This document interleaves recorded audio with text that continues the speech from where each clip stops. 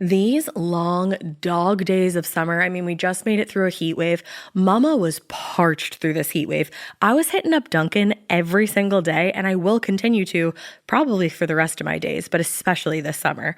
Dunkin' is helping everyone stay cool this summer with its lineup of refreshers. These drinks are packed with bold, fruity flavors and served ice cold. It's amazing. Dunkin' refreshers are the perfect afternoon pick-me-up. I like to start my morning with them personally, and then sometimes I go back for a second one because I'm just feeling crazy. They come in a variety of delicious flavors, including fan favorites mango pineapple and strawberry dragon fruit. And then for a limited time, there's black cherry and there's pink pineapple. I'm going to tell you something right now, and it's a bold claim, let me tell you, but I stand behind it. Pink pineapple will change your life. It is so good. It has me feeling like I'm sitting in a pool, resort side, just living, honey. It's so yummy. Try your favorite flavor with green tea, sparkling water, lemonade, or Dunkin's all-new limeade. I haven't tried the limeade yet, but I'm going to. Usually I get my drinks made with green tea and occasionally lemonade, but I do really like the green tea. Or if you don't want to build your own, try one of Dunkin's curated refreshers like the Cherry Lime Ricky or the Ultimate Pink Daydream. The Cherry Lime Ricky, scrumptious. I could drink like 3 of these a day. They're so freaking yummy. Head to Dunkin' today and find your favorite refresher. Dunkin' refreshers contain less than 1% fruit juice. Limited time offer. When it comes to online college, Southern New Hampshire University is so good, it's scary. Listen, the facts don't lie. SNHU has degree programs that fit your goals, online classes that fit your life, and real support at every step. And if that wasn't enough, they've got some of the lowest online tuition rates in the U.S. This is an airtight case, you guys. Visit snhu.edu/morbid to get started. That's snhu.edu/morbid. Chilling crime cases are mysterious, but finding coverage shouldn't be. With the State Farm Personal Price Plan, you have options and can personalize your plan to help create an affordable price so you can get back to cracking all of life's bigger cases. Talk to a State Farm agent today to learn how you can choose to bundle and save with the Personal Price Plan. Like a good neighbor, State Farm is there. Head to statefarm.com to get a quote. Prices are based on rating plans that vary by state. Coverage options are selected by the customer. Availability, amount of discounts and savings, and eligibility vary by state. Hey weirdos, I'm Ash. And I'm Alaina. And this is Morbid. Do-do-do-do-do-do-do. Bing! Bada-boo. Ah.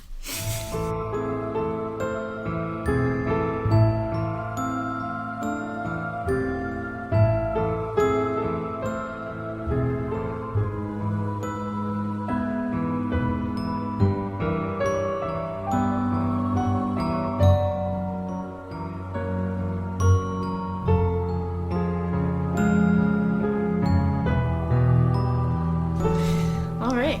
So that was that. So we're here. Here we are.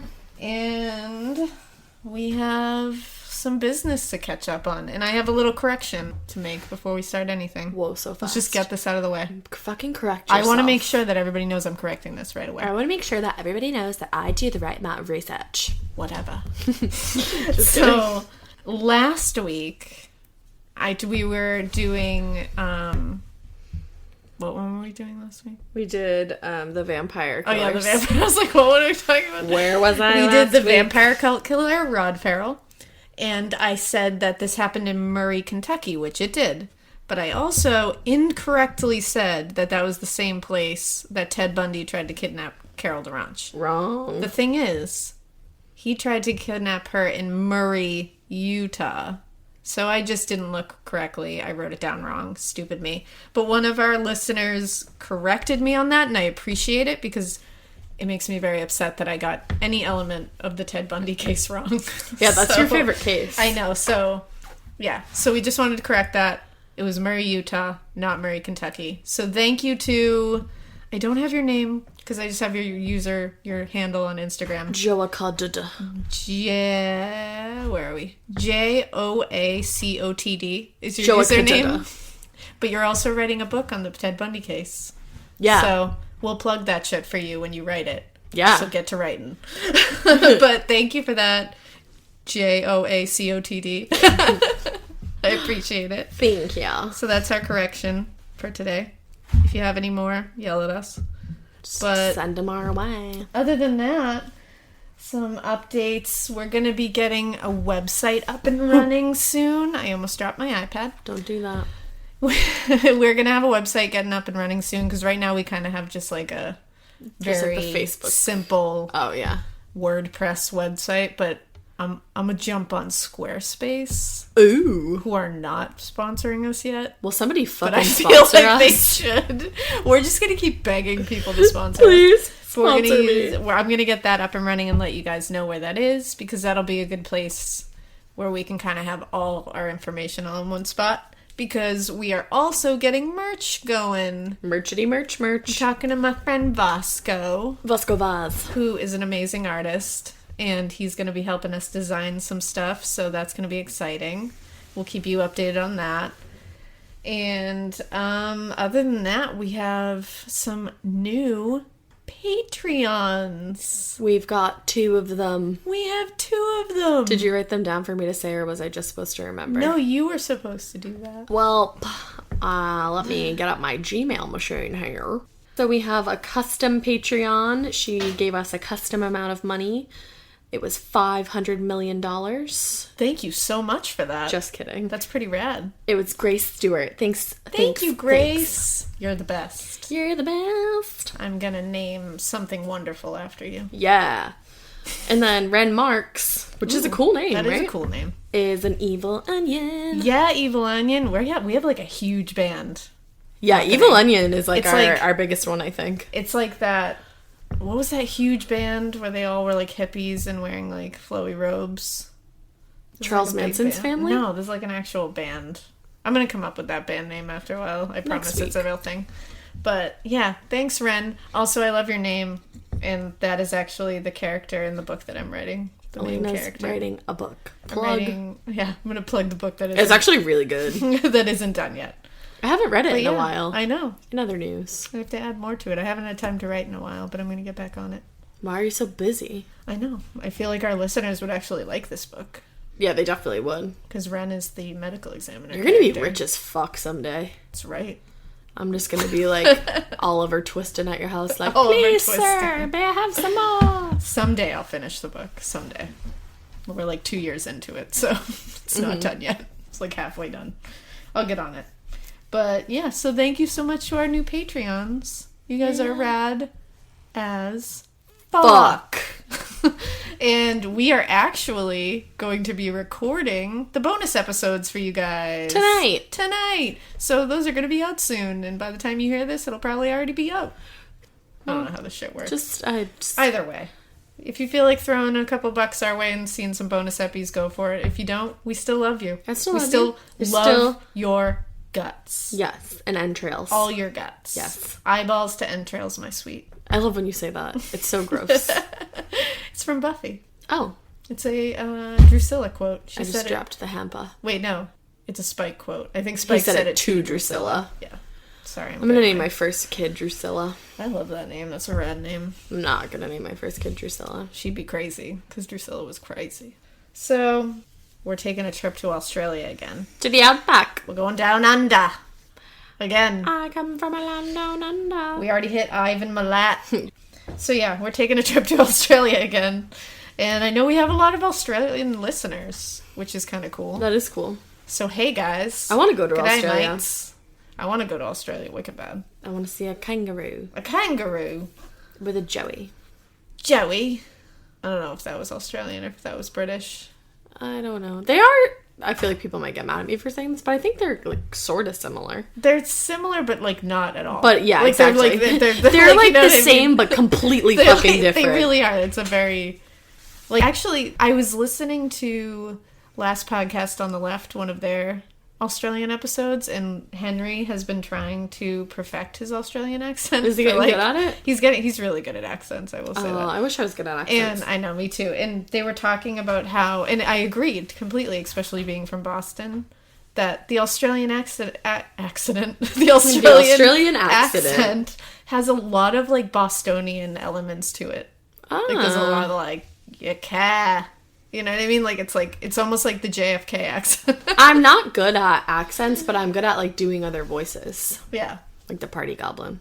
Like the party goblin. Let's go to a party. And a valley girl. That's just my fucking voice.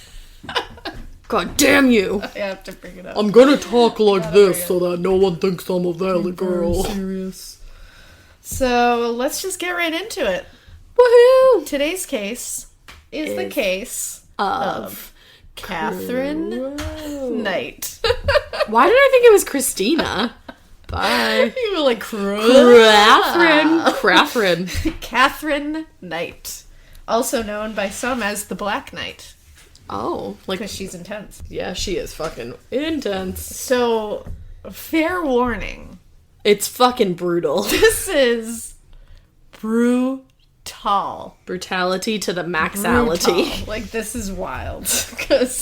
And when I first got into this case and started, like, diving into it, I knew the big crescendo of this case. But there's so many little crescendos. Which it ends in a murder. Let's just say that. Murder. But there's so much leading up to this, too. She was such a bad person. She's still alive. I shouldn't say She's was. a real bad gal. She is a real bad gal. She's a bad broad. Bad. And so many things just failed in this. Like the police failed, the mental health system failed, her family failed. Everyone's a big old failure. So much failure. So let's just kick it right off. So in Aberdeen, Australia, 49-year-old Katherine Knight brutally killed her common-law husband, John Price, on February 29th, Leap Day. Woo! In the year 2000. We had another Leap Day murder, didn't we? We had somebody who was born on a Leap Day. Oh. Someone was born on a Leap Day. We were like, that's It supposed wasn't to the be Night good Stalker, luck. was it? I think it was, actually. Yeah, I think it we were was. like, oh, it's supposed to be good luck, but it's not. It was bad fucking luck. So apparently it's not good luck. So the details of how she committed this murder, we will get to in the end. in a little while, but it's going to blow your fucking mind. So, you know. No, let me hold blow on to your your mind. butts. Hold on to your butts. We should put that on a shirt. We really should. Hold on to your butts. So the crime scene where this happened was apparently so bad. I'm giving you some things to hold on to for the rest of this whole thing. It was apparently so bad that a lot of police officers straight up quit. They were like, you know what? I don't think this is for me. They were like, you know what? Nope, not going to do it. And the police officers who actually were the first responders there have complained years later of still being affected by what they saw. I would be. A few officers had to go through years of therapy to try to wipe this vision away. That's the thing. I don't know how police officers see what they see and don't go to, like, they have to go to therapy. Well, it's the same as, like, medical examiners and shit. Well, yeah, you're just bananas. You just have to separate. Yeah. You have to look at it. You have to be, like, good at it. Yeah, you just have to be like, this is a job.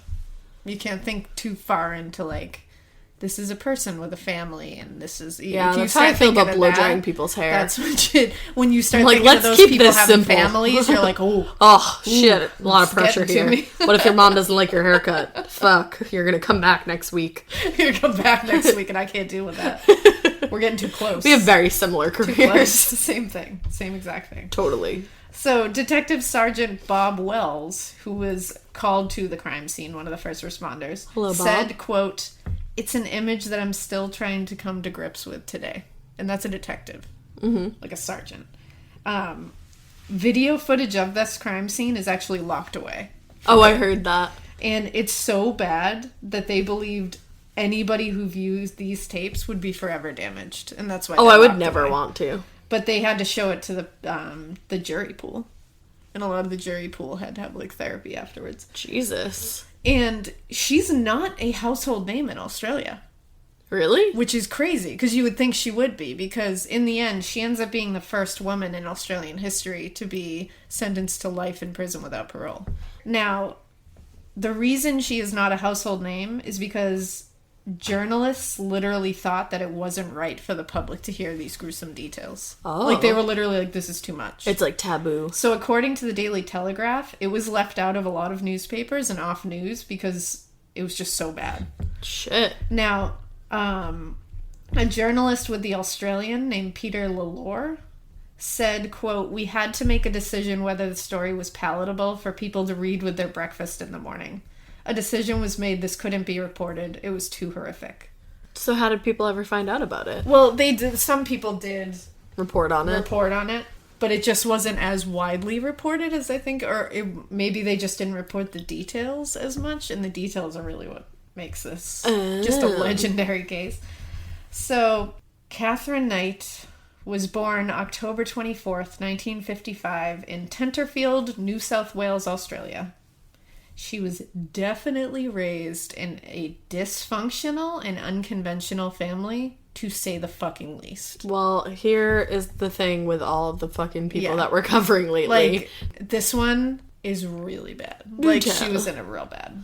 So, before her birth, her mother, Barbara, it's Roughan, Rowan? Oh, yeah. Rowan? Barbara Rowan. I Quick might have English said it wrong, class. but whatever. Her mother, Barbara Rowan, was married to a man named Jack Rowan, who was a pig farmer, and they lived together in a small town of Aberdeen in New South Wales, Hunter Valley, which is a small town of only like 2,000 people.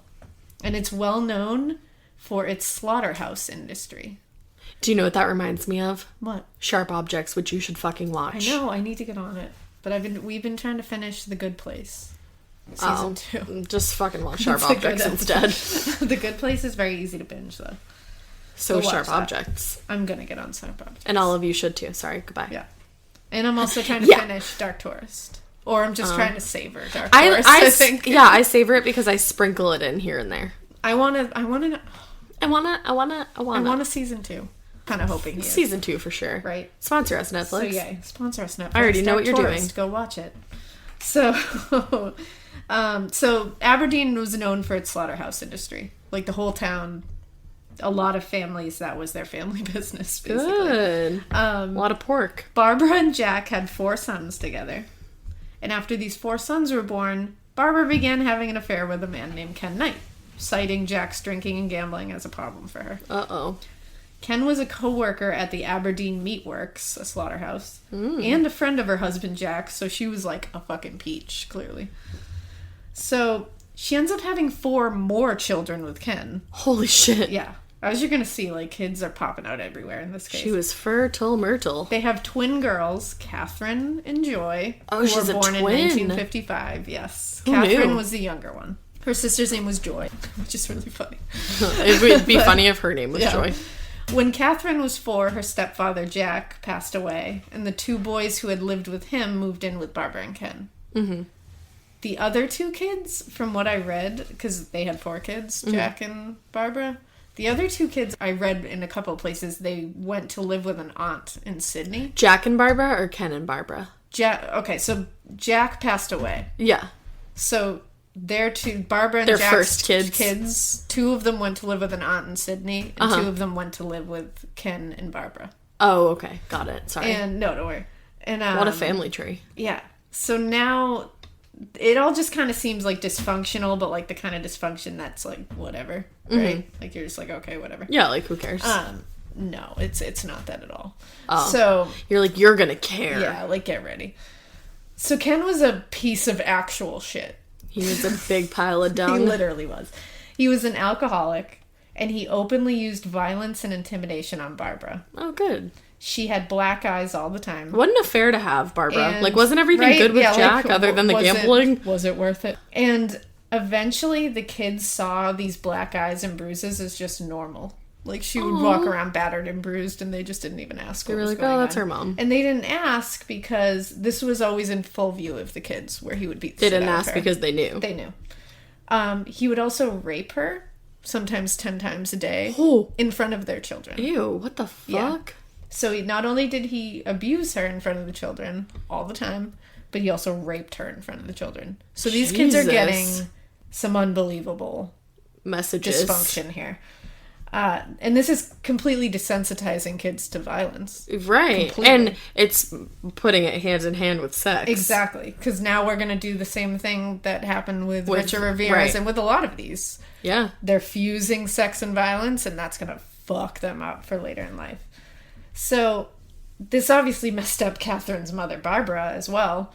And she ended up making a habit of telling her children the intimate details of her sex life and how much she hated men. That's probably not the Which best is like, thing to do. It's just, that's compounding on top of already shitty things. You're like, if you hate men so much, why don't you leave Ken? Like, just be alone, man.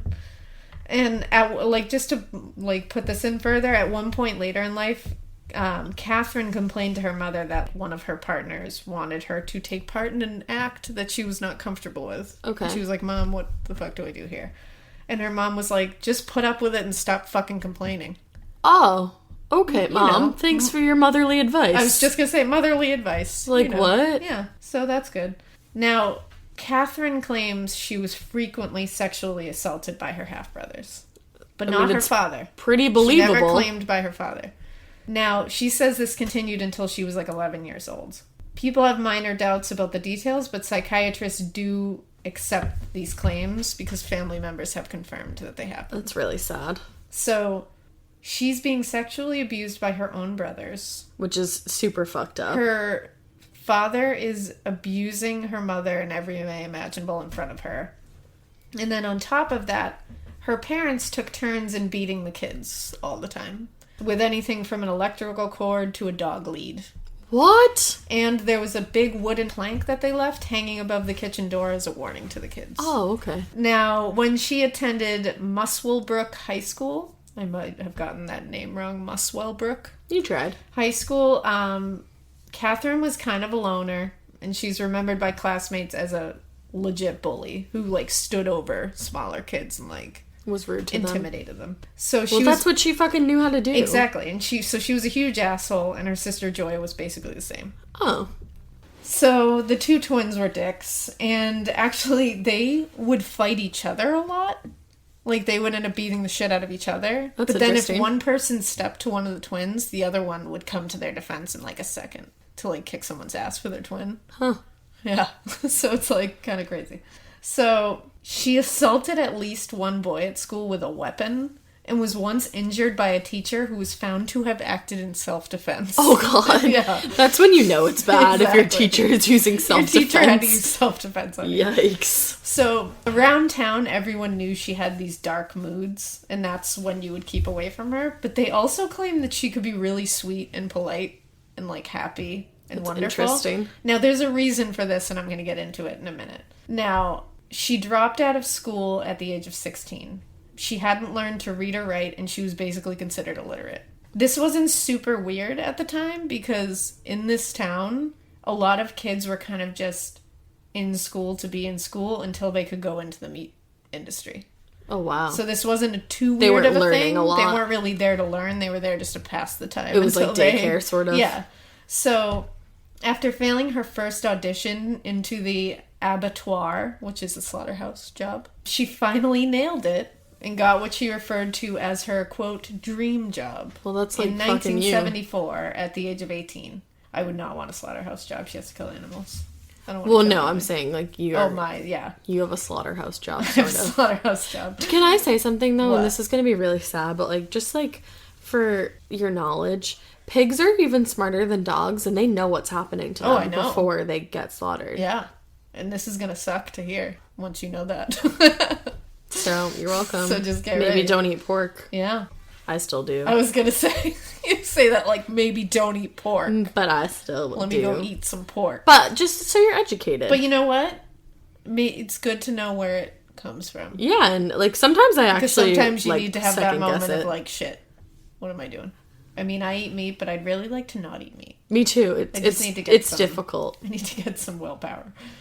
So she did finally get that dream job. She was put in the offal room, it's called. The awful room? Offal is the entrails and internal organs of an animal used as food. Oh, good. Now, she was in there scraping blood and bone marrow from the dead animal carcasses. Ooh. This was at the Aberdeen Meatworks Company, and her coworkers claimed that Knight would like to go over to the front of the production line and watch the pigs have their throats slit. Jesus. Yeah. They assumed at first that she was just trying to learn, and like, But then you she have to got learn weird some enjoyment way. out of it.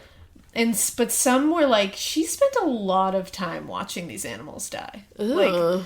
And then once she started to be able to get promoted in the slaughterhouse, she was doing it herself. Yeah. But there's a way to do it. I mean, it's all awful. But None it's of it like a is less humane. awful way to do But it. like usually they get cut quick to not let them suffer. That the whole point of this is not to torture. Well, or you know what I mean. Yeah. But instead of doing that though, she wouldn't quickly slice their throat. Instead, she would like nick an artery and watch them bleed out slowly. What? Which is so fucked. That's crazy. And they're like, because you're literally watching an animal just bleed out slowly. Oh my god, that makes my heart hurt. Yeah. Now, she was quickly promoted to boning and given her own set of butcher knives. At home, she hung the knives over her bed. As one does. So they would always be handy if she needed them. So, listen, I'm all for having a weapon next to your bed at night, because I have a weapon next to my bed at night, but like, hanging a whole set of butcher knives over your bed seems like... It's a little much. Like a little excessive. I normally just have like food next to my bed at I night. also have food next to my bed. I have food and weapons next to my bed at night. And soy milk. Gross. I always have soy milk. Oh, I know. Vanilla soy milk. I bring a seltzer up to bed these days. Yeah, there you go. See, I'm starting to get heartburn in my old age. Oh man, you are getting old. So she was obsessed with knives. Like, obsessed. Connivies. She was obsessed with them, she loved them, and she was really good at using them. She knew how to bone a bitch. There's something called picarism. Picarism. And it's a clinical term for someone who is aroused by the notion of cutting, slicing, or stabbing skin. A person with picarism fantasizes about using a knife to pierce skin. Awesome. So she definitely had that. Okay. Her strength was also known all over town. Like, she was a pretty big woman. Hefty lady. Like, she wasn't fat. She was just... big boned. Big. I think she was, like, over 6 feet tall. So she was tall. And she wasn't lanky. You know what I mean? Like, she wasn't noodly. She was, like... hefty. She was a big broad. She could take you out. Was she like, big? She was just, like, meaty. She had big... That's how I would really want someone to describe me. Meaty. She had, like, a lot of people said she had very masculine hands. Very big masculine hands. And she was just very strong. Whoa. Like, very strong. And you'll hear later of things that she did with her strength, and it's like, she was clearly... strong. Scary strong. So that's also really scary, that she was that strong. Yeah. Now, we're going to get into her marriages and relationships now. Which is the best fucking part. She had 4 major relationships. And earlier I told you that, like, people around town said that she could go into these dark moods and you fucking stay away from her because she's scary in those dark moods with those rages. But then when she's nice, she's hella nice. But then when she could be super gentle. Now, the reason for this is she was believed to have had borderline personality disorder. Oh. So... this illness manifests itself in, like, kind of scary ways, and it's exceedingly difficult to treat. Mm-hmm. So because of this mental illness, she was able to show a soft, probably warm side that could draw people in. But then she would unleash. She'd have, like, episodes. And she would only unleash for a short period of time. So once that happened, she could draw the people back in with the sweet, charismatic way about her. Right. And that's why she was always able to bring them back in with the quote, good Katherine, because it would always come back. Mm. Now, I'm just going to give you a little information about, I'm going to call it BPD, borderline personality disorder, just so you know what we're working with here. The characteristics of it are a fear of abandonment. They're often terrified of being abandoned or left alone. Something as innocuous as a loved one getting home late makes these people go in, like, bananas. Into a frenzy of, like, they get so scared that this person is abandoning them. There's a lot of jealousy there. The next thing is they have unstable relationships. They tend to be intense, but very short-lived. They're going to fall in love quickly. They're going to think every new person is the one, but then that's going to quickly dissipate as fast as it came. And they're either going to be horrible or amazing and nothing in between. The next thing is an unclear or unstable self-image. So your sense of self is completely unstable. Sometimes you feel great about yourself, sometimes you hate yourself. And you don't have a clear idea of who you are or what you want in life. Oh. As a result, these people frequently change jobs, friends, lovers, religion, values, goals, and even sexual identity. So the next thing is impulsive, self-destructive behaviors. Oh. These people engage in harmful, sensation-seeking behaviors. It's usually when they get upset. They will impulsively spend money, they'll binge eat, they'll drive recklessly, they'll steal, they'll be promiscuous and overdo it with drugs and alcohol. Like, they'll sabotage success by suddenly quitting a good job or ending a relationship. Wow. Then there's self-harm, suicidal behavior and deliberate self-harm. Extreme emotional mood swings, so unstable emotions and moods are common. You may feel happy one second and then completely despondent the next. Little things that usually people can brush off will literally send these people into just Jupiter. And very intense, but they pass very quickly. So they get very angry or very upset, but it can be gone. So it's almost, it's like manic. Very manic, yeah. And then there's chronic feelings of emptiness, so they feel like a nobody, and they try to fill this nothingness with, drinking, drugs, sex, anything. New things. Yeah, just anything in excess. Okay. They have explosive anger, so they have a really short temper, and they just explode. They have trouble controlling it once the fuse is lit. It's like, they'll yell, they'll throw things, completely consumed by rage. And then the last thing is they have a lot of feelings of suspiciousness. So they struggle with a lot of paranoia, a lot of suspicious thoughts about others. And when they're under stress, they almost like disassociate and they kind of feel like foggy and spaced out, like outside of themselves. Huh. So this is what what was going on here. She had a lot going on. To be clear, borderline personality disorder does not cause you to kill people. You have to already have that thought evil in your shit mind in you, but borderline personality disorder can help it along, I think. It doesn't help it, at least. You know what I mean? Like, it doesn't help it the adds situation. to the It just compounds chaos on top of it, exactly. And as we'll see later, like, experts said that borderline personality disorder is not the reason for this. It's just there as well. So her first relationship was with a man named David Stanford Kelley. Now, Katherine met David at work. He was a coworker in 1973. He was known as a hard drinking and a fighter and but like a good guy. Like he would get in like a fist fight with someone when he's drunk, but he's like a good guy in general. You know what I mean? Yeah. And the two quickly fell for each other. Because they were young. They were like 18 years old. Oh, wow. So this was a long time ago. But she completely dominated him. And if David got into a fight, which was like a lot, she would step in and literally like fight alongside him with fists. Like she was terrifying. She would literally fight with him. Now, in Aberdeen, she had already become well known for physically fighting anyone that pissed her off. So now she was just with someone that she could do it next to. Now, they did get married in 1974 when they were both 18, but she literally forced him into it. Like one day, we're fucking getting married. Basically, literally one day during their lunch break, she literally told them, "We're getting married." What? So she essentially did do that. And on the actual wedding day, they arrived at the service on her motorcycle, and David was shit-faced. That's fucking amazing. And on that day, Catherine's mother, Barbara, gave David some advice.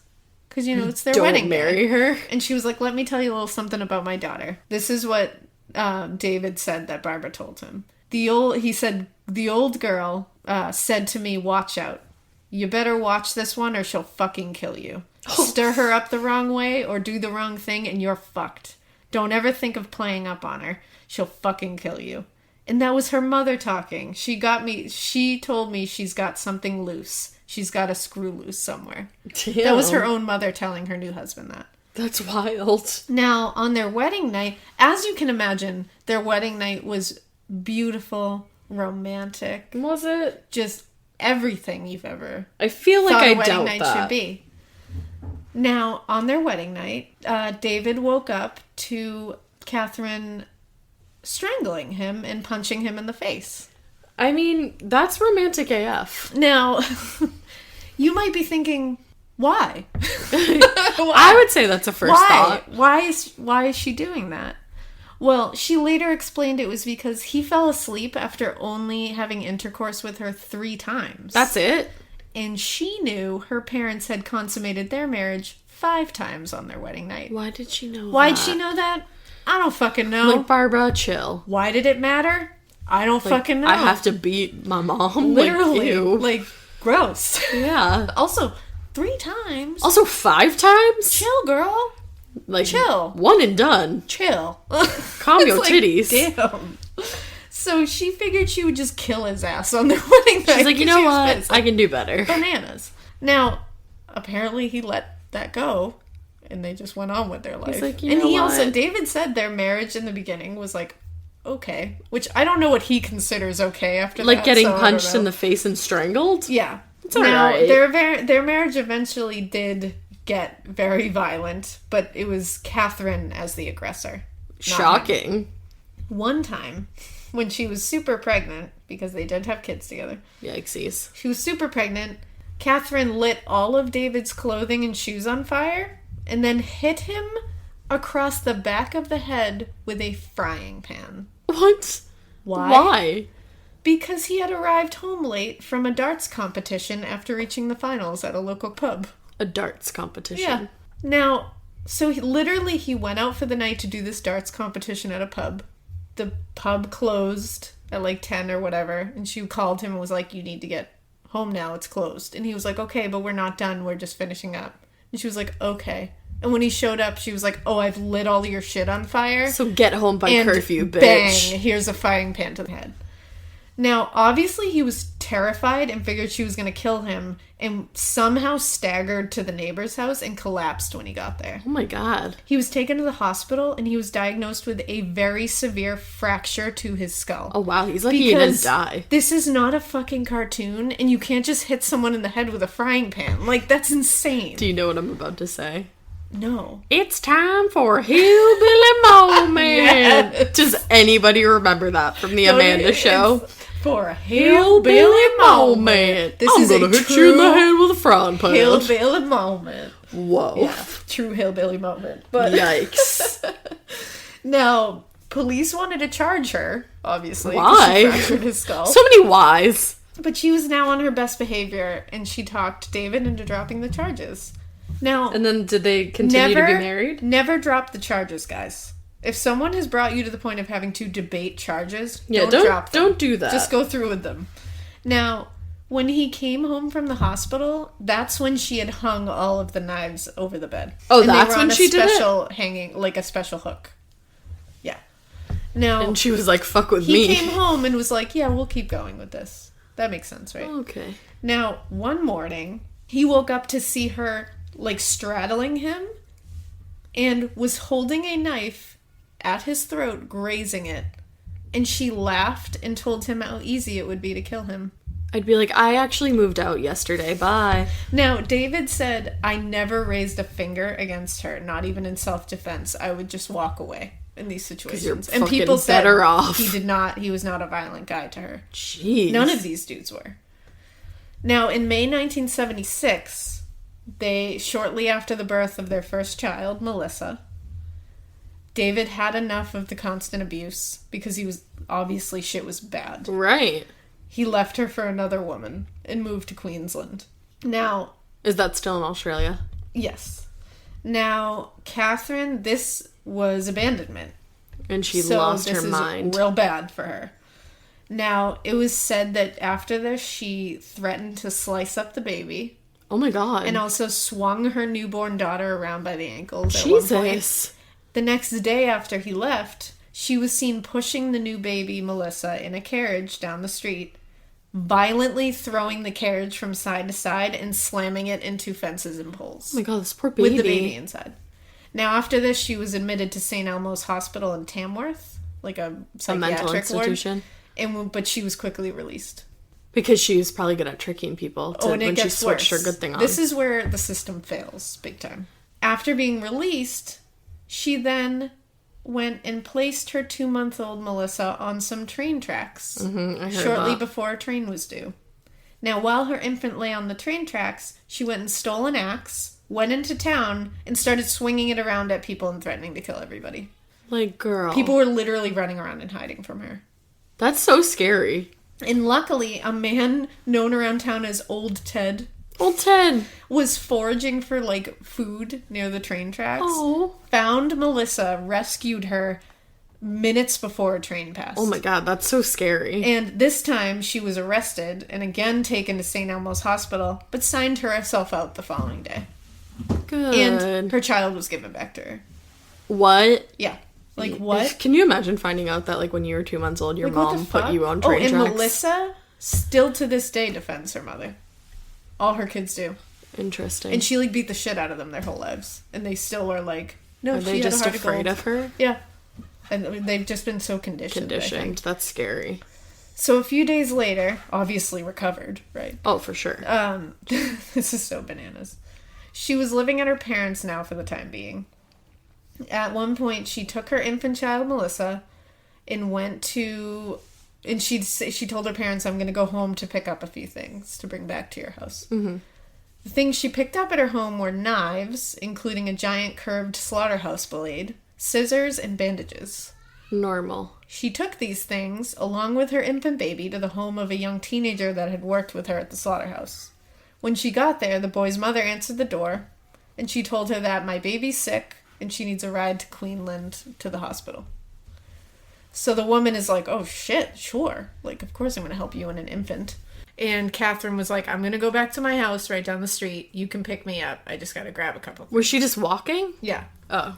So the woman packed up a bunch of her kids, because she had a ton of kids, and got in the car and went to Katherine's house. When Katherine saw that there were a bunch of kids in the car, she got super pissed, pulled out the curved blade, and said something to the effect of, like, this is too many of you. I'm going to have to get rid of a couple of you. What? Yeah. She then went batshit and started swinging the knife at everyone and cut one of the girl's cheeks. Oh my god. Yeah.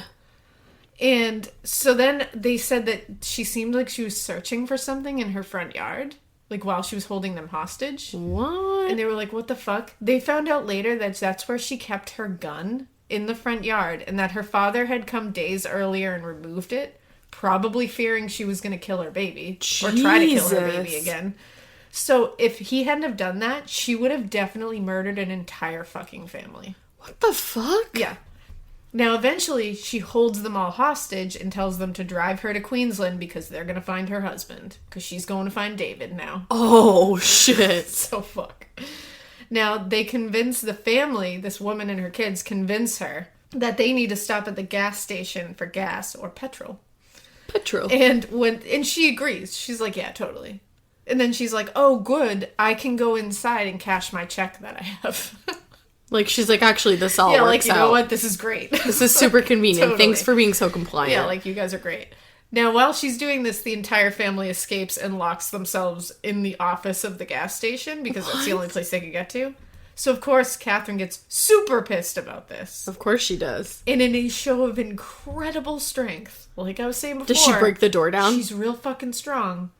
She used her bare fucking hands to rip the blade off of a giant lawnmower that was attached to the back of a tractor. What? Yeah. I looked one of these things up. It's like a big, flat lawnmower that attaches to the back of a tractor. The blades are gigantic. Oh my god. Did she she cut ripped her? one off. She must have cut her hand. Who knows? She's a beast.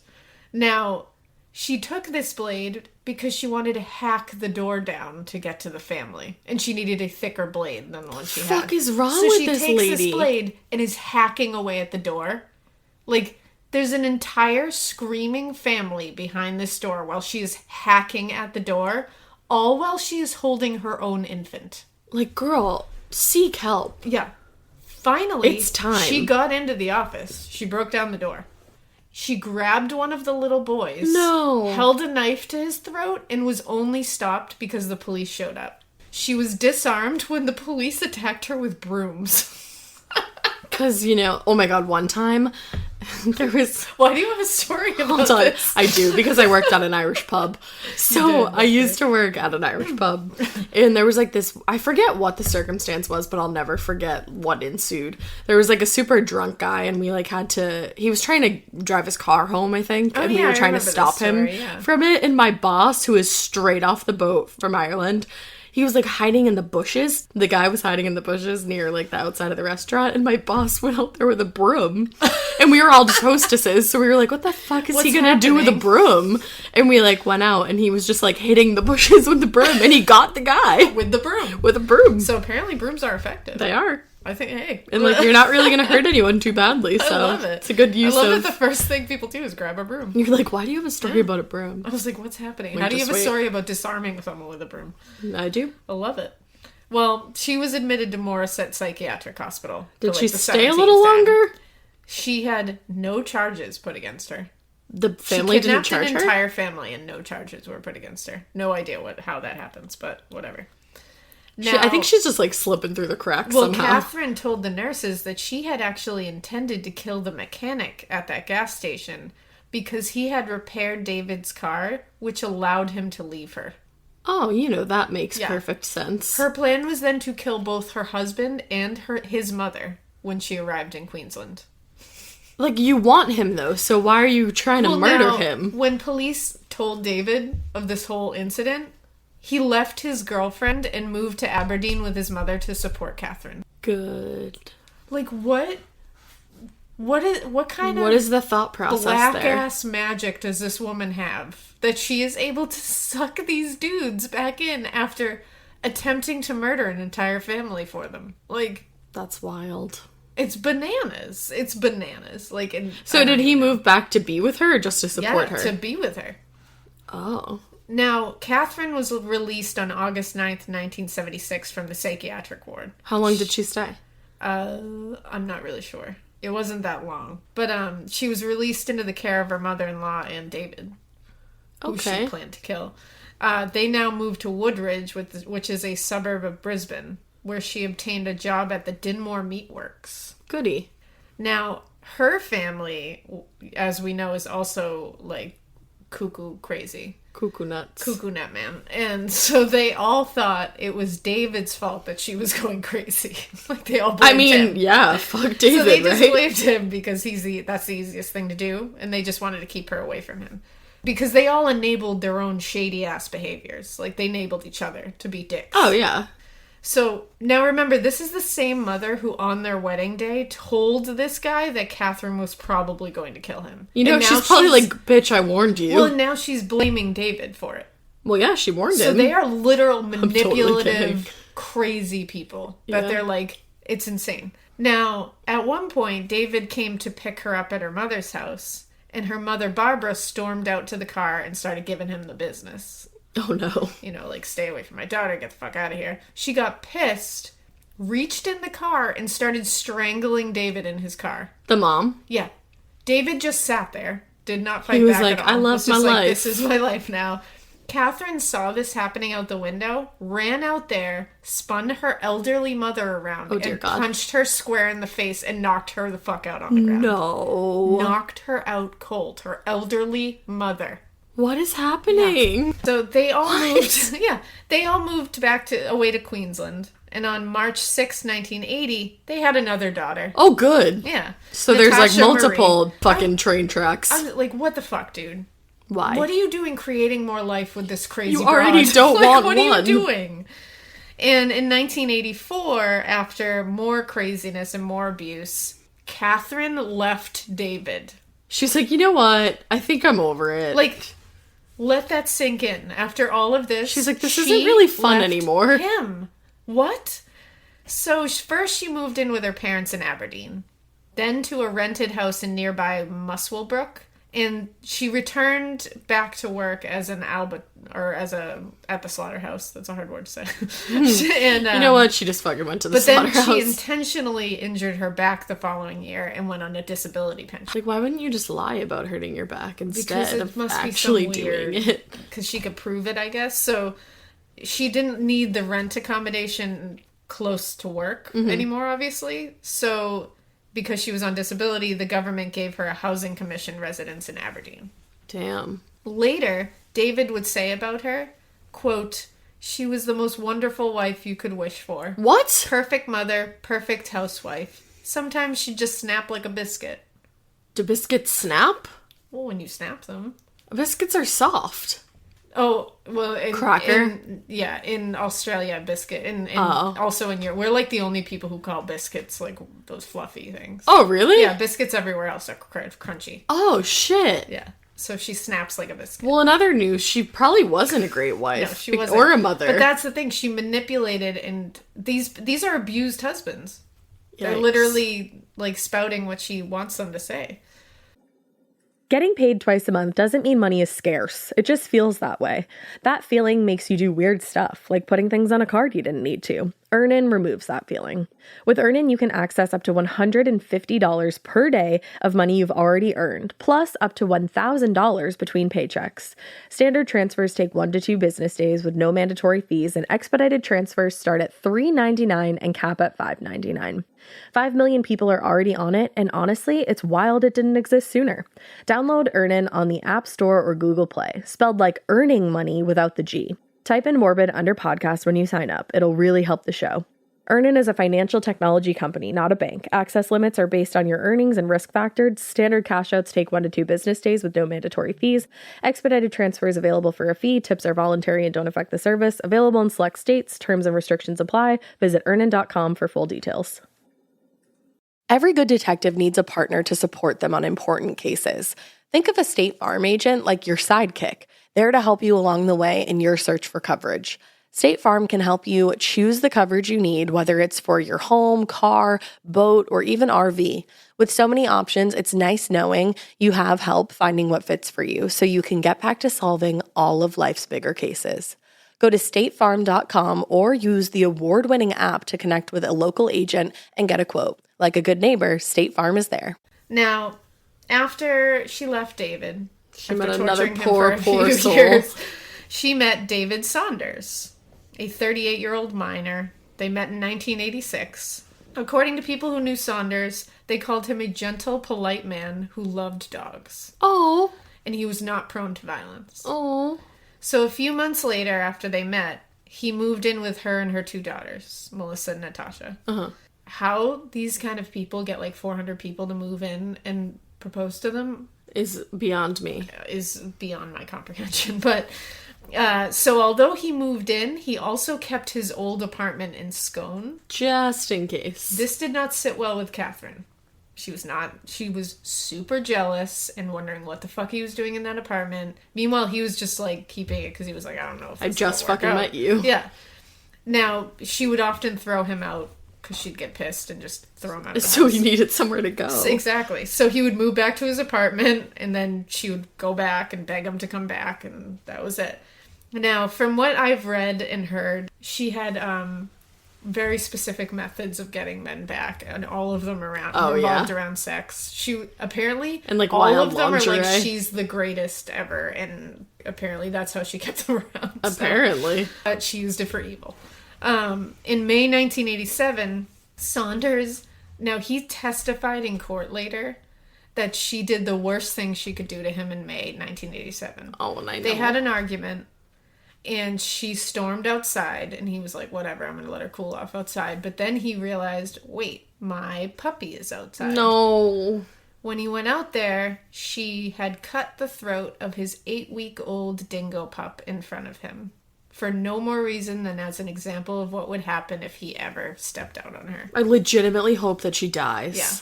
Like an 8-week-old puppy. Fuck you. And just to get to this guy because she knows he loves dogs. Like, that's so evil. How do you ever go back to somebody that does that? I would literally murder her right then. Well, and then she knocked him unconscious with a frying pan. Oh, so he didn't have a fucking chance to murder her. What a bummer. Is she a very, like, malevolent cartoon? I don't know what she is, like, but fuck her for killing a dog. I feel like she is, like, this whole thing is, like, just, like, one of those Russian nesting dolls of just shit. Yeah. Like, it's just, like, a Russian like, she's nesting bad. doll. Oh, shit, she's real bad. Of malevolence. Oh, she killed a dog. That's her whole life. It's just, like, you keep pulling out one, and you're like, oh, there's another one. There's more. Literally. She's a Russian nesting doll of malevolence. That's what she is. Yikes. Now, you know, this is all pretty standard and really healthy, right? That's so sad. I would never... I don't see concern here. I don't, like, how could you ever be with somebody that killed your dog? I'm not over it. Because she literally bullies and, like, just... No, I just murder her instead. I can't. Well, His friends said it wasn't unusual for Saunders to turn up at work with cuts and bruises on his face. Oh, good. Katherine had even broken a couple of his ribs and inflicted such deep cuts on one of his wrists that he needed stitches. Jeez, that's scary because there's a lot going on in your wrist. Oh, yeah. Now, in June 1988, she gave birth to her third daughter. But, like, was that necessary? Like, can we... I don't think it was necessary, to be honest. Stop? She named this daughter Barbara after her wonderful beloved mother whom she punched in the face. Yeah, because this relationship definitely needs to continue, and this woman definitely needs to keep having children. Apparently, there was a breaking point for him because and it wasn't his fucking dog. Yeah, apparently not. After an argument where she hit Saunders in the face with an iron and then stabbed him in the stomach with a pair of scissors. What? He moved back to his apartment. But then later, he returned back to the house. Why? Because he was like, oh, I gotta get my clothes. But she had cut up all his clothes. Which, like, dude, just buy more clothes. Leave. Yeah, you don't need your clothes. Yeah, like, it's fine. Nothing you have is that sacred. Now, before the relationship ended, Katherine vandalized his car and took an overdose of sleeping pills to try to pretend to commit suicide. It was like a half-hearted attempt. What? She ended up in the psych ward again, and he like, dipped. Chica, you gotta stay there. He left. He then took a long service leave from work and literally went into hiding. Yeah, don't blame him. This man had to go into hiding. Don't blame because him. These men couldn't leave her. Like, when they left her, she would fucking find them. How do you go into hiding? And she was so fucking scary and gigantic that they were like, it's like... I'll die. It's like when battered women have to escape their awful, abusive husbands. It was the reverse. These poor men were trying to escape her, like but that they movie couldn't. with Julia Roberts. Then that other movie with Jennifer Lopez. I don't know either one of those. One is called Enough. Oh, and that's the the other, Jennifer Lopez one. Yep, right? and then Okay. one is The Stranger That Sleeps Beside Me, I think. I don't know. I didn't see that one. I don't know. It's with Julia Roberts. The one with Julia Roberts is wicked good. Really? You would maybe like it. Maybe. I love Julia Roberts. I don't. I know. I heard she's actually a huge bitch in real life. A bitch, I think so. Well, like, I think a lot of people are. Yeah, I'm a bitch sometimes. But I love you. I have my days. Well, so Katherine tried to find him, but no one would tell her where he was. They were Why? Like, and several months later, he returned to see his daughter. Oh, yeah. Fuck, she has his kid. Yeah. And she found that Katherine had gone to the police and faked that she was afraid of him. Oh, God. They issued her an apprehended violence order against him, which is like a restraining order in the United States.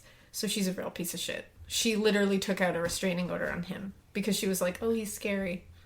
Meanwhile, she stabbed him in the stomach and killed his Literally. dog and hit him with a frying pan multiple times. Yeah. No big deal. I'd like And hit him in kidnap the my face kid with an back. iron. I hope the iron wasn't on. I mean, who knows? Well, she wasn't just showing violent behavior to the men in her life either. Did she hit her kids She too? was hurting her kids. There was one story that I heard, I believe it was on the last podcast on the left episode about this, where her daughter, Melissa, was like the one where she left on the train tracks, swung around by her ankles and like threw shoved her carriage into, around. yeah. She was like 12 years old, and Katherine was talking to her friend in one room, and Melissa came in and was like saying something, like being an annoying kid, I think. And Yeah. instead of just being a parent and being like, hey, give me a second, she just walked over to Melissa and punched her in the face, and then walked back over to her friend like nothing. So what were you saying? Yeah, literally. Like, girl. Also, how did she have friends that weren't like, hey, I don't think that you should punch your friend I think 'cause she was or your like, kid? I know. Apparently, she surrounded herself with assholes too. So one night, when Melissa was an adult and could go out and drink with her friends, she was at an Aberdeen pub with one of her friends when her mother showed up, grabbed her by the hair, and repeatedly hit her head on the table. For why? Others at the bar saw this, like, there's witnesses that were like, what the fuck? When she collapsed on the floor, Melissa, and Katherine dragged her by her hair, took her to the car park, the garage, where she smashed her daughter's head into the side of the car before throwing her into the passenger What seat. did she do that for? Apparently to take her home.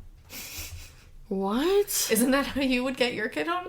Probably not. I would say no. No, the people at the bar were too scared to intervene, which is fucked up. Bystander effect. That's fucked up. It's Yeah, like, no, that is really fucked up. someone is literally beating the shit out of a her child. Like, I don't care if she's an adult or not. Like, that's No, crazy. it's not okay to beat the shit out of anyone. These days, though, Melissa supports her mother.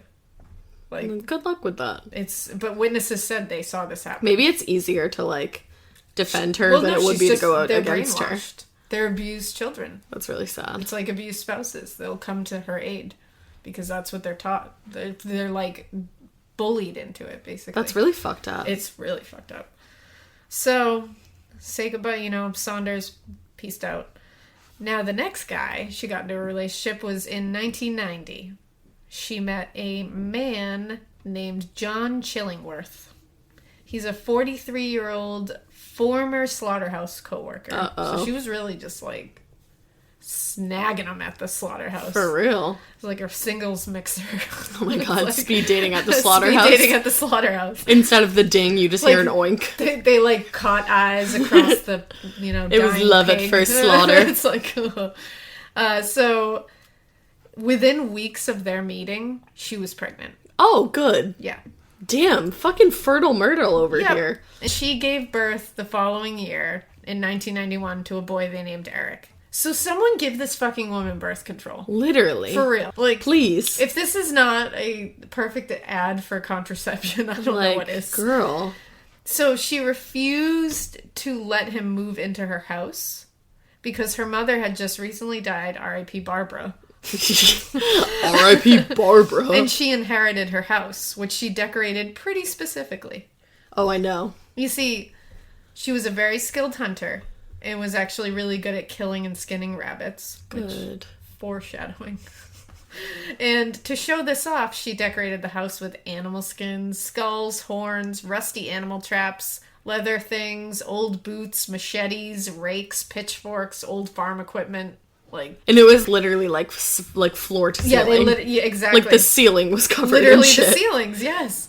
Nothing was left uncovered. That's probably why that crime scene was also so fucking damaging. Terrifying. Like, why do you have fucking rabbits on your ceiling? Well, that was in his house. Oh, a different house? So this is in a different house. But that would be even more But still, yeah. But I have a weird flavor of decor in my space, but... No, yours is, like, tasteful. Well, in my past does not include slashing puppies' throats and banging my ex-boyfriends on the head with frying pans like a fucking cartoon. I'm glad to hear that it doesn't include that.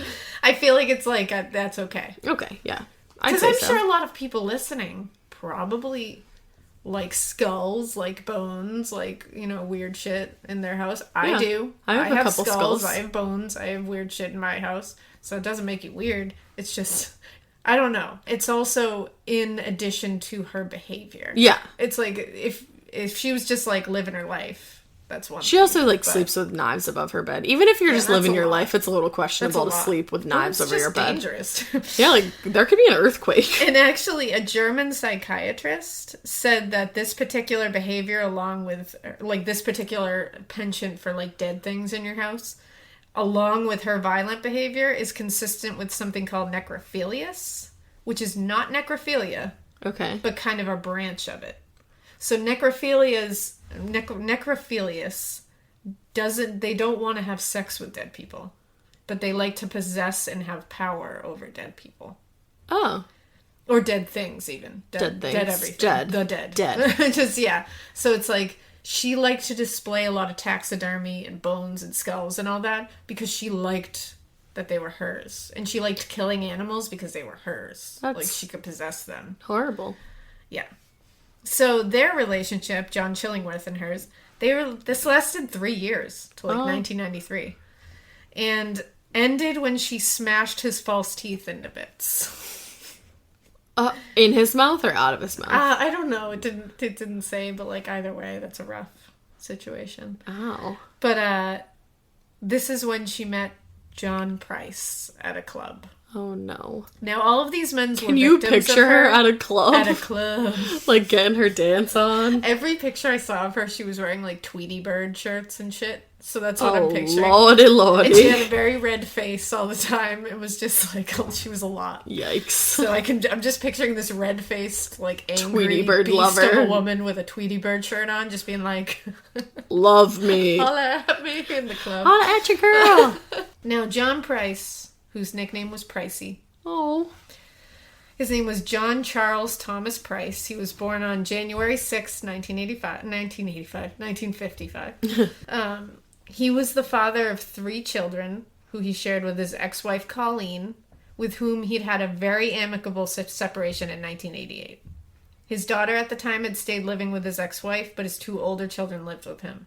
Now, at the time he began dating Knight, his eldest child was an adult and his 2 youngest children were like teenagers.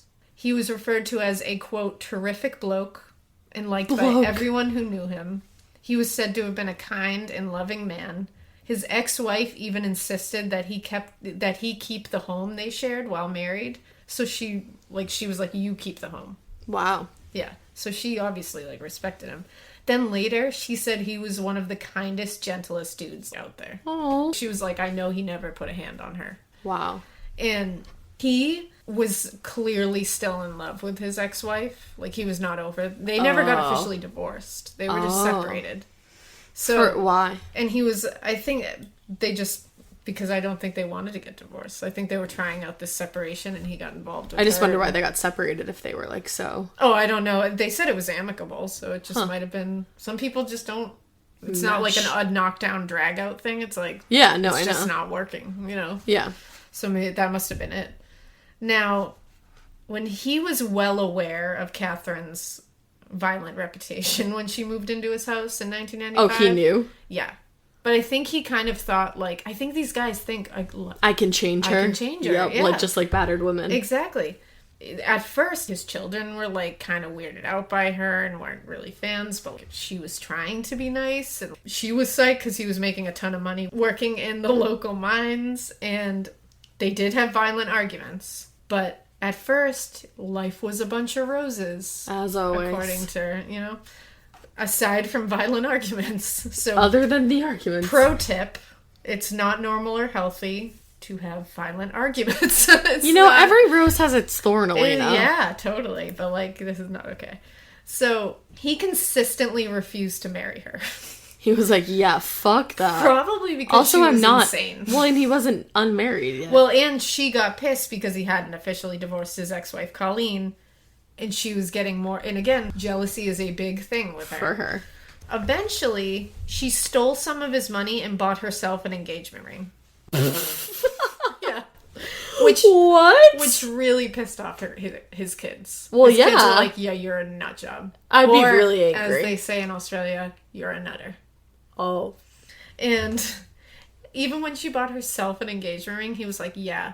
Nice I'm not ring. married. We're not getting married. Like, we're not engaged. Like, glad you just bought yourself a ring. So, in 1998, Katherine and Price fought over this particular subject, his refusal to marry her, and also over the fact that Price had put the home and all his stuff in his children's name in his will. So she's pissed that he won't marry her. She's pissed that he's pretty much still his life revolves around his ex-wife and his children. Right. So he's just a good father. And she's pissed about it. And she's pissed that all of his shit and his house are in his children's name. So they're going to get it when he kicks. Now, in retaliation for this one night. Oh, no. We're not at the crescendo yet, but this is really bad. She videotapes items in his garden shed that he had allegedly stolen from his work and sent the tape to his boss. Oh, no. Now, these things, before we start thinking he's a thief here, he was not. The items were out-of-date medical kits that had been thrown away. And he had literally taken them out of the company's rubbish to take home. Why? He was thrifty. Oh. Yeah. He was just like, oh, these are perfectly good. They're just out of date. Oh, okay. So he was like, I'm going to take them home. They're just for, like, medical kits. Oh, okay. I get it. And so she filmed these, it sent them to his boss. He was fired from a job he held for 17 years. Oh my god. And he lost his pension. Why would they even fire him for that? Because it was theft, apparently, according to them. But 17 years, and he had a pension that he lost. That's because so of fucked Katherine up. Knight. So the same day, he kicked her the fuck out of his house. Yeah, I'd he be was like, you can leave. now. And she returned to her own house, and the news of what she did spread everywhere. Now, a few months later, Price restarted the relationship with her. No. But now he refused to allow her to move in with him. He was like, which I don't even know why you even Why do you even want to be with her? Yeah. So the fighting became even more frequent, and it became even more violent, and most of his friends would no longer even have anything to do with him. They're probably afraid. They're like, we know something bad is going to happen here, and we're trying to tell you, and you're not listening. It's not happening. She was talking in front of his friend Trevor once, and she said, quote, "You'll never get me out of this house. I'll do you in first." Then, Catherine's brother Kenneth told the police that 5 months before the murder, Katherine said, quote, "I'm going to kill Pricey, and I'm going to get away with it. I'll get away with it because I'll make out that I'm mad." What? Now, after one fight with Katherine, in which he ran to a neighbor's house, he said, quote, "She's gone for the butcher knife, so I had to get out of there." Oh my god. Can you imagine living your life like that? Yeah. Like, on edge? She stabbed him, I believe, in the chest with a knife. He's in one of their arguments. He was lucky in that moment. So this is when you should probably end things. Yeah, like, you've stabbed me now. Like, there's a lot of fish in the sea, you know. Maybe, like, go back to Colleen. Like, I know, right? It's like... Never stabbed you. And there's anybody else. Literally anyone else. There's so many fish in the sea, and most of them are not, like, bottom-dwelling, evolved for the darkness, prehistoric anglerfish type fish. They're, like, pretty rainbow fish. Plenty of fish. Plenty of fish. Sponsor us. Oh. I mean, sure. Hey, a sponsor's a sponsor. That's true. So, this is just so sad. So, now David Kelley, the first husband, yes, actually caught up with Pricey. And was like, get the fuck out. And they discussed her crazy-ass behavior. And Price said he wanted to get out of the relationship, but he was scared. And David Kelley said, quote, "He was so scared, he was almost shaking. He was really scared." Oh my god. Yeah. Go into hiding like the other dude. Now, we are going to get into the crescendo. AKA, she goes bananas. So, I say one more time, hold on to your butts. Hold on to your everything. Because it is going to get real. Just wait, honeys. So, the day before Price's murder, Catherine's behavior was very strange, according to her children. First, she dropped by her sister's house, her sister Joy, to get a video camera that she had left there, like, several months earlier. And her sister Joy was like, okay, you can take the video, like, what? So, she went straight to her daughter Natasha's house and weirdly recorded a video of herself playing with Natasha's baby. In the video footage, she looks at the camera and says, quote, "I love all my children. I hope to see you all again." Oh. And okay. also make sure to be videotaped playing with them all and just doing weird shit. Like, she was opening her shirt and, like, letting them, like, play with her chest. The babies? On camera? Yeah. Why were her kids letting her do that? Well, they're, like, I have no idea. Like, that's weird. Like, why are you letting kids play with your chesticles on camera? Your chesticles? Why? Not even just on camera. Why are you letting that happen? Like, what's period. happening? And it's like, I don't even know. Like, I just got super uncomfortable. Like, that's not good grandma stuff. Ew, alright, I'm uncomfortable. Like, that's not okay. I wanna go somewhere else. I know, I'm very uncomfortable, but this is it. I'm just I'm hammering in the point of how Alright, so they played with her chesticles. Next. And on camera, she also made a lot of comments, like, and kind of pushing their kids into saying things that are later interpreted as kind of a makeshift will. Like, she was trying to get them to, like... So I think she was thinking... Was she pretending she was going to kill herself? I think so. I think she was kind of planning on doing that, or maybe planning on doing that. Or do you think that she was doing that to be like, make it seem like he killed her? Exactly. That's the other thing. I think she was also... I think she was covering all her bases here. To make sure she had a lot of things. What a smart asshole bitch. I know, she's a dick. Also, very out of character, Katherine decided to take her daughter Natasha out to a local Chinese restaurant for dinner. And she said, quote, "I want it to be special." Why, and Natasha was though? like, what is happening? I'd be like, are you going to drag me home by my hair? Well, they kind of clued into something that was going on, because she then asked Natasha if she could leave her two youngest children with her for the night. even though they had no clean clothes and were without their school uniforms and other things they would need. Okay. Now, of course, this was because she needed to be alone that night in the house with Price. So she could murder him. So Natasha said in a statement to police that she clearly sensed something weird was going on. So she told her, quote, "I hope you're not going to kill Pricey and yourself." Oh, So she literally knew what was happening.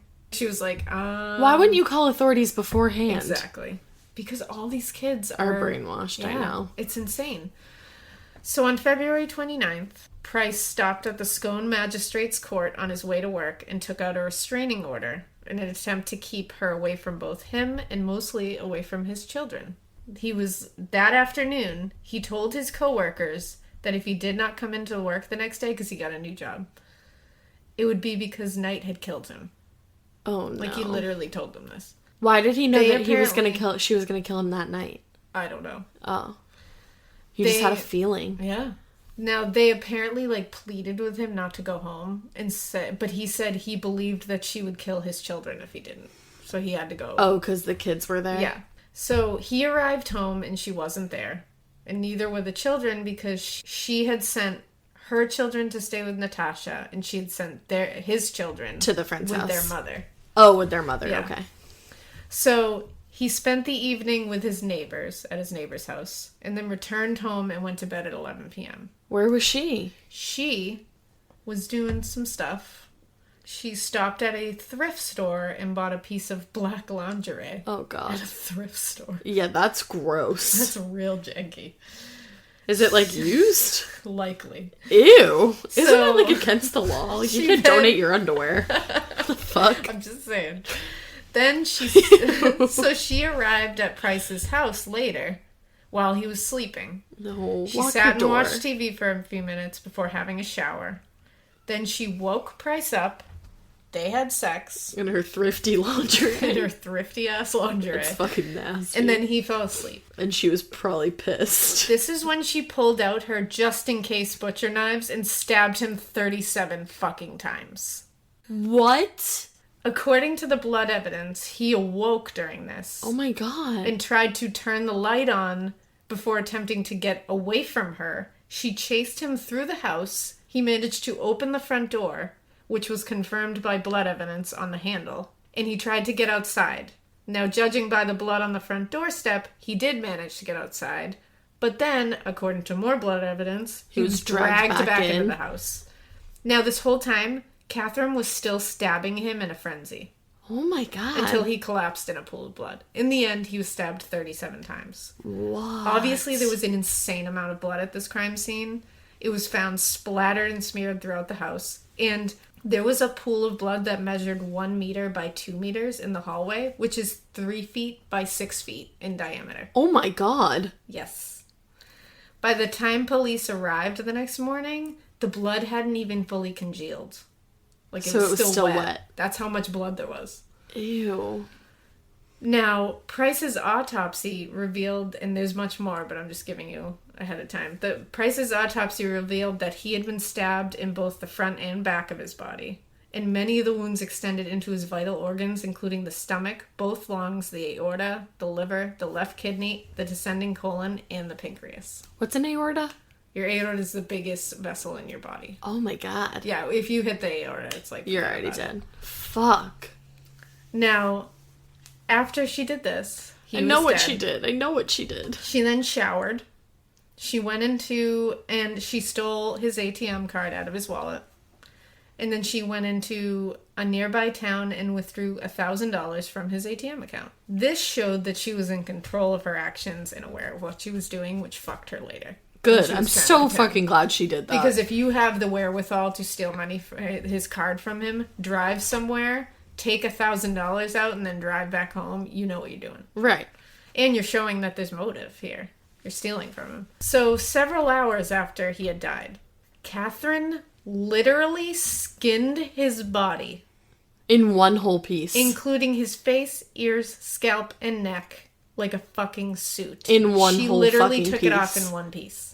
Now, she'd done this with a bunch of animals before. She knew what she was doing. She used a variety of knives, And she even left a small square of skin on his body that featured the scar from where she'd stabbed him previously. Wow, what a cunt. Yeah. So, and she was so expertly doing this that at his post-mortem examination, the mortician was able to sew the skin onto Price's body. Oh my god. That's how, like, meticulously this was done. Thank God, though, that they were able to do that and, like, make him human again. It couldn't have looked that great. No, but, oh. One skin is gone, man. That's horrible. No, she wasn't done. I know. The skin was then hung up on a hook in the entrance of the house, where it remained until it was removed by horrified police officers. Can you imagine being the poor son of a bitch that had to remove that? Well, when they first saw it, when they came to the crime scene the next day... They think it was fake? They were confused. Were like, what the fuck is that? And then they recognized facial features, hair, arms, and legs. And were like, that's a fucking human skin. That's a human pelt. Ugh. So, after she skinned him and hung his pelt up on a hook, she then decapitated Price and placed his head into a pot with vegetables on the stove. Oh, girl. She then sliced off pieces of his buttocks and cooked them, serving them up with a baked potato, pumpkin, beetroot, zucchini, cabbage, yellow squash, and she made a special gravy. Now, where did she serve this and to whom? I know. Well, despite it being the morning, she set up 2 full plates with his meat and the rest of the stew at the table. On these plates was a note card and little notes that have never been released. Which is that were addressed so scary. To each of his 2 children. So she was preparing his body parts for his children to eat. And she left a literal, like, name card on both. Oh. Now, she had also left a handwritten note on top of a photograph of Price in the middle of the table.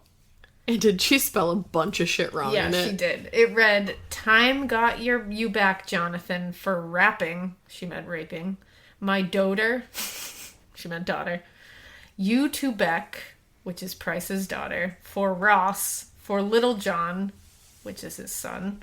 "Now play with Little John's dick, John Price." Oh. Now, the accusations in the note were found to be completely false and groundless. Of course they were. Yeah. She's a stupid So meanie. she's literally the most evil human on planet Earth. A third piece of meat was thrown on the back lawn for unknown reasons, and some have speculated she was throwing it to the dogs. And Price's head was found simmering in a pot with vegetables. The pot was still warm when they found it. And can you imagine how fucking bad that house smelled? Now, sometime later, Katherine had arranged the body, the flayed and headless body, in an armchair with the left arm draped over an empty 2-liter soft drink bottle with the legs crossed. And they claimed in court that this was just defilement, just demonstrating her like just fuck you, don't care for him. At 6 a.m. the next day, the neighbor became concerned that his car was still in the driveway. Because they all liked him. Right, and they knew that he already said. Yeah, and when he didn't go to work, his employer sent a worker to see what was going on. So both the neighbor and the worker tried knocking on the windows and were trying to look in the windows. And then they saw blood on the front door and on the front doorstep, and they called the police. Oh, no. The police arrived at 8 a.m. They broke down the back door, and they found the scene. With Knight comatose in bed from taking a large number of pills. So... her initial offer to plead guilty to manslaughter was rejected, obviously. Of course. And she was arraigned on March 2nd, 2001 on the charge of murdering Price. She entered a plea of not guilty. Now, when the trial started, Justice Barry O'Keefe offered the 60 jury members the option of being excused due to the nature of the photographic evidence. Wow. 5 accepted and left. When the witness list, when the whole thing started, several more started dropping out, and the jury ended up having to be, like, redone. Oh, wow. Now, her attorneys then spoke to the judge, and they adjourned for the following day, because things were just going haywire. Crazy. She changed her plea to guilty, and the jury was dismissed. Oh, that's good. So she was good. They were going to go through a whole big... long trial, and then finally she was like, I'm guilty, and they were like, okay, good. So it's now been made public that Justice O'Keefe was the one who had advised the plea change the day before. Like, he was like, you should really do this. He adjourned the trial and then ordered a psychiatric assessment overnight to determine if she understood the consequences of a guilty plea and was fit to make that kind of plea. Yeah, right. Her legal team had planned to defend her by claiming amnesia and disassociation. Yeah, don't think so. But psychiatrists considered her sane. 2 psychiatrists concluded that she had borderline personality disorder. But forensic psychiatrist Dr. Robert Delaforce said he wanted to make it very clear that, quote, what she did on that night was part of her personality, her nature, herself. But it is not a feature of borderline personality disorder. It is not even slightly connected. So basically, he was just trying to say she was not insane when this happened. Yeah, this was her. Which is technically true. So no reason has really been given for the guilty plea for that change that she did overnight. Well, she was fucking guilty. Yeah. Maybe maybe she calmed down and realized what she did and was like... Maybe. I don't know, though. But despite giving it, she still refused to accept responsibility. Oh, for her okay, so actions. she didn't. So then. she was kind of just... Her lawyers even requested at the sentencing hearing that she be excused to avoid hearing some of the terrible facts. Oh, I would be like, no. Like, are you fucking kidding me? It was refused. They were like, oh, no, good, fuck I'm you. glad. You did it. Yeah, like, right? Are you kidding me? Fucking monster. So, forensic pathologist Dr. Tim Lyons said that there were no marks on his bones, which means she was so meticulous. Oh my god. And so her knife had to cut through muscles, tendons, ligaments, and neurovascular bundles. Not only did the knife have to be super sharp, but she had to be so steady and so skilled. And on the subject of the whole skinning thing, Lyons told the court, quote, knowing how long it takes to carry out certain dissection techniques, which I do, I mean, I can say to you, I think it would not have taken just a few minutes, but is something that probably could have been completed within 30 minutes to an hour. But beyond that, I would not like to say. When Dr. Timothy Lyons took the stand and was talking about all this and the decapitation technique, Katherine became hysterical. She was rocking back and forth, clicking her teeth loudly, kicking the partition and screaming, no, no, no. And you're like, but you did that. She had to be removed and sedated. Jesus. Like, she's a fucking maniac. On November 8th, Justice O'Keefe pointed out that her lack of remorse and how fucked up this crime was required the most severe penalty he could think of. So he sentenced her to life imprisonment and refused to fix a non-parole period and ordered that her papers be marked, quote, never to be released. Wow. So this really goes for like the worst of the worst. So this makes her the first woman in Australian history to get this sentence of life without parole. That's crazy. Now, Justice O'Keefe said, quote, the circumstances of and surrounding the killing of Mr. Price can be seen to be horrendous. Indeed, they go far beyond the experience of any of the professional people, including psychiatrists, that were involved in the case. A number of police officers who were highly experienced in examining crime scenes found the need to take stress leave because of the situation with which they were confronted with when examining the crime scene at Mr. Price's house. The circumstances mark the killing and its accompanying incidents as being the most gruesome kind, the murder as being the most serious category of that crime. He also stated, quote, the last minutes of Mr. John Price's life must have been a time of abject terror for him, as they were a time of utter enjoyment for Katherine Knight. She has not expressed any contrition or remorse, and if released, she poses a serious threat to the security of society. In June 2006, she appealed the life sentence, claiming that this life penalty without parole was way too severe. Like, so skinning a human alive. Yeah, so and decapitating and why eating don't them. you leave? And trying to serve them to their children. Like, really? Justices Peter McElman, Michael Adams, and Megan Latham, I think it's Latham, dismissed this appeal in the New South Wales Court of Criminal Appeals in September of the same year. And Justice McElman wrote in his judgment, quote, this was an appalling crime, almost beyond contemplation in a civilized society. Now, John Price's brother Bob attended all of these awful court hearings. Though. And he had to listen to awful That's details horrible. about his brother's murder. He committed suicide shortly after no. Katherine's sentencing. That's And horrible. and John Price's children still suffer with this. Of course they do. Like, they're still deeply, deeply affected. Now, as for Katherine, she spends her time at Silverwater Women's Correctional Center, and she is known to basically rule the prison. Not shocked. So there's a Sydney author named James Phelps, and he has a book on women in Australian prisons called Green is the New Black. Oh, that's funny. And it's like a inside look at this. He says, a typical day for Knight starts at 7 a.m. every morning, and she wakes to go to one of the most tedious jobs in prison, which is making headphones, I guess. Oh, wow. Her cell is the same size as everybody else's. Inmates describe her cell as kind of like a hoarder cell. It's full of knitting, knickknacks, and art. Why does she get knickknacks and knitting things? But she's known in the prison as the Nana. That's what they call her. Why? She's the most popular inmate in the prison, and she's also a peacemaker. They must have put her on some kind of fucking medication. She sorts out problems, and she pulls girls in and tries to get them to, like, fix their issues before fighting. So she doesn't have a record of violence in jail. Wow. And they said even the guards respect her a little bit. She's just the boss. But she is a Category 4 inmate, which is the highest and worst category a prisoner can be assigned, and she'll always be that. Oh, wow. She's always going to be classified as high risk, and she'll never go to a place that allows her to walk outside in any way. Oh, so she can never go outside again? No. Good. She'll always have a job where she's in a factory, and when she's in that factory, there's 4 guards on her at all times. Holy shit. So that's the story of Katherine Knight. Yeah. That was a doozy. So Katherine Knight. All right, it's time to go record our bonus episode, She's which will no be joke. a lot chiller than this. Right? I need I don't know. I needed something. I need a minute. I need a Nana. I don't need a Nana anymore.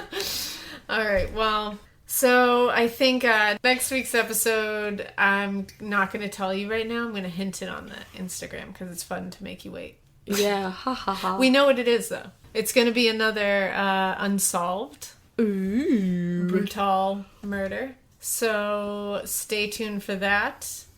And if you feel like hearing our bonus episode that we're going to record right now, then feel free to give us a little donation. Cash money on our Patreon, which is www.patreon.com/morbidpodcast. You can also find us on Instagram. At Morbid Podcast. You can find us on the Twitter. At A Morbid Podcast. You can send us mail. Emails, I mean. morbidpodcast@gmail.com. And you can find us on Facebook however you do that. Because I don't remember how. And also, we're going to try to make it so that you can send us mail, but it's a process. We're going to make it happen. We love you. I swear to you. I guarantee. You know what? Next week we will have an address for you. Oh, that's a big promise. I'm making a deadline. Oh. I got to make deadlines. Well, she does everything, so I have no fucking worries. So we'll make this happen. And we're going to let you guys know about the website, about merch coming up, all that good stuff. I got all your addresses, so we're going to start sending you some fun shit. Our Patreons, and yeah. Rate and review, subscribe, tell your friends about us. Call your Tell your grandma family and tell her about to us. listen to us. Did you see the comment about Call the your girl? grandma and tell her to close her shirt and not show Okay, you her don't chesticles. let people think about their grandmas that way, you fucked up individual. God. Anyways.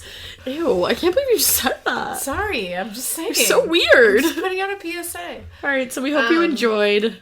Yeah, so we hope you enjoyed that awful, awful fucked up story. And thank you, Australia, for all your madness. Thank you guys for listening. And we hope you keep it weird. Good night, mate. Peace. Crikey. Bye. She's a nutter. Farewell. That's all I got. See ya, wouldn't wanna be ya.